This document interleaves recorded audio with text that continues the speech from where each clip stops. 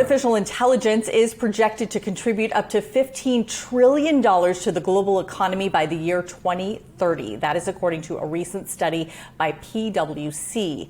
AI is impacting all aspects of commerce, including the money management business. And now there's a new ETF that taps into the power of AI. And here to tell us more about it is Ryan Pannell. Artificial intelligence. Obviously, this is becoming so prevalent, embedded in business everywhere. It is also impacting the way portfolio managers screen and select investments. Tell us a little bit more about it.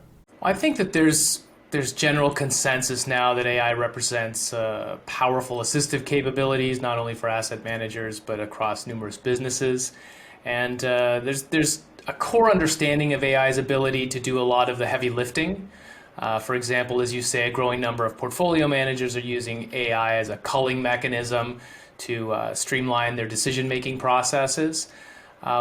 Where I think the gulf currently exists, though, is that I'm not seeing yet substantial enough trust in AI to allow it to make the endpoint investment decision itself. There's still the presumption that the human can make that decision better than the machine, and it'll take some time for there to be greater comfort, I think, in a transition there. Yeah, that makes a lot of sense. So the BTD Capital Fund, that ticker is DIP, is among your firm's latest launches. How does this fund work, and what types of investments does it hold?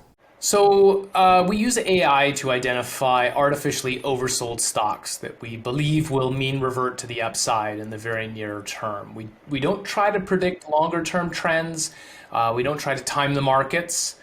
We're looking at very specific criteria, taking a position, and then exiting once we've determined that our profit target has been met, that the profit target is no longer likely to be met, or that the mean reversion itself is unlikely to occur. Generally, we're talking 1 to 7 days, so it's a very short-term hold. And we're holding by and large S&P components and larger index ETFs. So on that note, then, how do you envision a fund like DIP being utilized by investment managers? We see it as a complementary holding to conservative S&P tracking strategies. It's not necessarily meant to replace those positions in an investor's portfolio, but rather to add additional profit over, let's say, an S&P beta to hopefully deliver the reasonable outperformance that the investor is looking for. So any manager that is predominantly tracking an S&P baseline might consider adding some dip to add a little bit of conservative outperformance to that holding. Makes a lot of sense. Well, Ryan, thank you so much for joining us here on First Look ETF. It is so great to have you with us. And thank you again for having us.